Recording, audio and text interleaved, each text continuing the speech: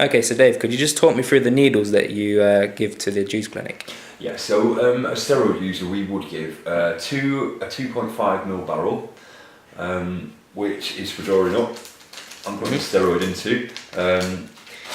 We will give a short green needle or a long green needle. It varies dependent on the size of the vial that somebody is going to be withdrawing from. But this is a short green needle. Okay. So obviously that go onto the end. If you've got any spare, just demonstrate it. Spare, man, I can do this all day long. Wait 1 second, let me just zoom into this. Now just talk me through like what you do. So the 2 ml barrel, we put the green end onto the 2 ml barrel. Mm-hmm. And then we put the green end into the multi-dose vial, which is the vial that the steroids come in. And then obviously drawing back, dependent on how much you're going to use. So some people are only using a mil, which would be that. And we get up to sort of 2 mils or 2.5 mils at the very most, which is there.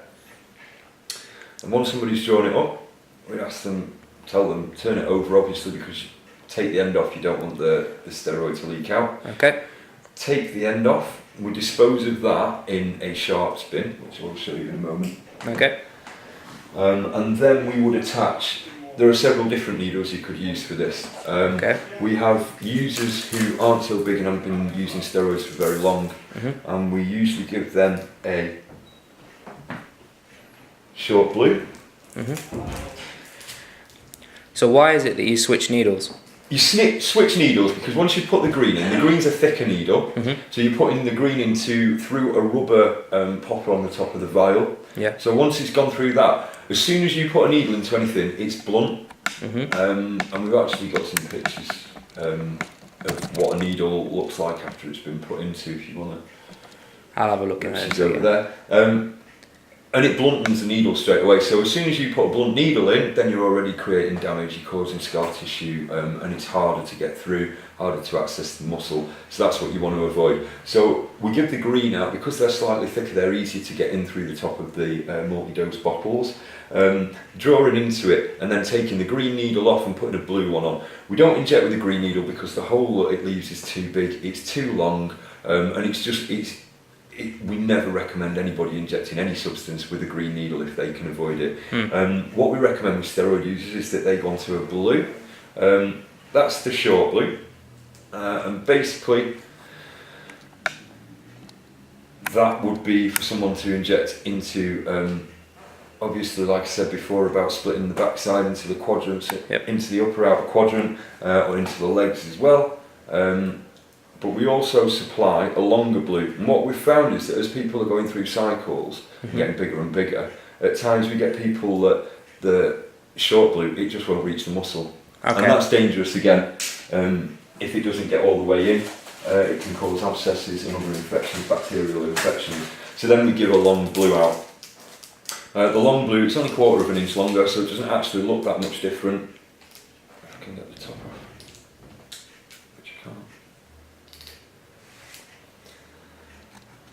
And then again, the same, just injecting with that. And what we always recommend to people is when they're injecting with any needle, when they put the needle in, making sure it doesn't go up to the plastic. And then if there is any problem, if it breaks or anything like that, or it gets knocked as you're doing it and breaks off, then you can still pull the needle back out. We've actually been really lucky in Sheffield, because rather than just offering the green and the blue needles, which are the standard everywhere else, we now, sorry. It's alright. We also have a purple needle. Okay. The purple needle is designed specifically for intramuscular injection and for steroid use as well. And this gauge is right in between a blue and an orange needle, so it's actually slightly thinner gauge than the blue, but it's only the same length as a short blue as well. So why is that better?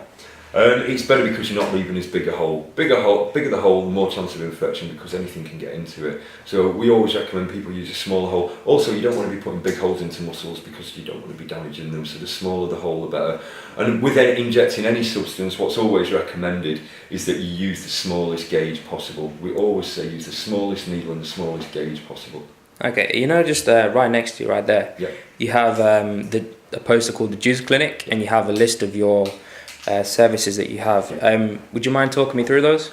Yeah, I mean, the Juice Clinic was set up obviously for steroid users, and to give them somewhere that they could come and get accurate, up to the minute advice from us, talk to somebody about their substance misuse, and also see a nurse. And what we found with a lot of steroid users is that they're using testosterone. They want to use safely. In order to use safely, they need to know their testosterone levels so that they're not using too much. When you use too much, you get something called aromatization, and aromatization is basically where testosterone turns to estrogen and can cause negative side effects. Like the gynecomastia. Yeah. That's right. Yeah, which is development of male breast tissue. So it's like man boobs, basically. And so, without being able to measure testosterone levels, it's very difficult for someone to gauge how much test is in their system, especially when you've got counterfeit steroids out there, so you don't know how much test is in there initially anyway. At the Juice Clinic, we set it up to make sure that all these things are in one place for people, and it was a separate service, so they could come and they would feel comfortable and safe and be able to sort of see the same workers week in, week out, and you know, have a positive experience of a drug service.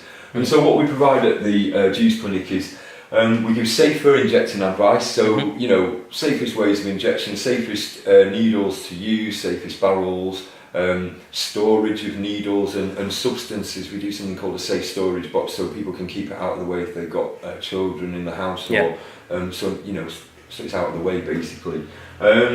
Testosterone level check. So we actually have a nurse in here who does blood tests. He takes the bloody tests for testosterone, liver function, LH, which is the luteinizing hormone. And those are vital things with steroid and your testosterone production, and working out whether your body's about to shut down and stop producing natural testosterone completely, or whether you're all right to carry on using the steroid that you're using at the time. Has that been relatively successful? It's been really successful, and what we've found with it is people are now being able to gear the cycles up. So we've always said that people need to use short cycles and long breaks, and what this is doing in people who are actually seeing that their testosterone levels are really high or too high, or it's actually turning to estrogen. We measure the estrogen levels as well. So in actually being able to see where those levels are, people are actually starting to realise, I've gone too far with my cycle. So the next time I use that substance, I could maybe do 2 or 3 weeks less. So we're actually managing to shorten the time that people are using. So it's a really effective tool for harm reduction, definitely. And it's effective for our steroid users because they can keep check on the way their body's going and the way they feel, alongside the, you know, the level of testosterone, so they can be more aware of that as well. Okay, so what other services do you offer? Injection site examination. You know, if people are having problems with injecting, you know, I had a guy who was trying to inject and he was really struggling to push it into the muscle, even though he'd been doing it there for a long time. And it turned out it was just scar tissue over the muscle that he'd done, you know, he'd done quite a bit of damage, and so it was scar tissue. And so looking at other injecting sites where people are safer to inject. And also what people don't realise is different muscles can take a different amount of liquid. So some muscles in the body are only meant to take 1 ml. Some really you shouldn't be putting anything in, and some can take up to 5 mils. We recommend putting no more than 2 mils into any muscle, but we can look at that with people, look at where they're injecting. Another one with that is that we get a lot of people that are doing something called spot injecting, and spot injecting is basically looking for a muscle there, I've got one there, and just going in it. And that's really dangerous from the point of view of veins, arteries, nerves. Again, you know, you don't want to clip the nerve. You get people that have got twitchy hands, twitchy legs, things like that, because they've ended up hitting a nerve. And so we try and get people to avoid that as well, and educating people around looking for sites that are safer. Is that usually from synthol users, or do you not really get them? We so far haven't had any synthol users, although I'm starting to hear more and more about it. Okay. Yeah, especially Scotland, Glasgow, yeah. Okay, carry on.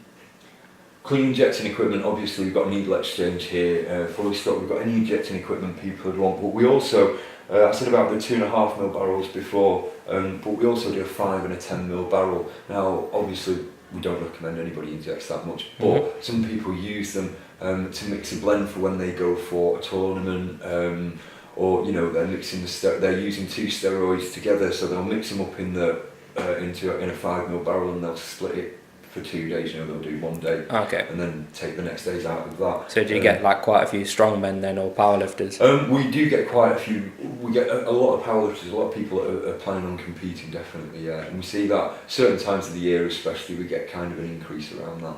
Bodybuilders? Yeah, we get a lot of bodybuilders. Yeah. Like professional bodybuilders. Yeah. We get professional bodybuilders, definitely. Yeah. Okay. Yeah, the cleaning jets and equipment, and then also we have a nurse next door who does the blood tests and everything, and he's also trying to give nutritional advice as well. So you know, when we have got guys that are looking at using for the first time and they're quite young, they've not got a diet in place, then they can have a chat with Sid, our nurse, and he'll be able to sort of give them information around diet, good things to eat, bad things to eat, and hopefully help them look at things a little bit differently.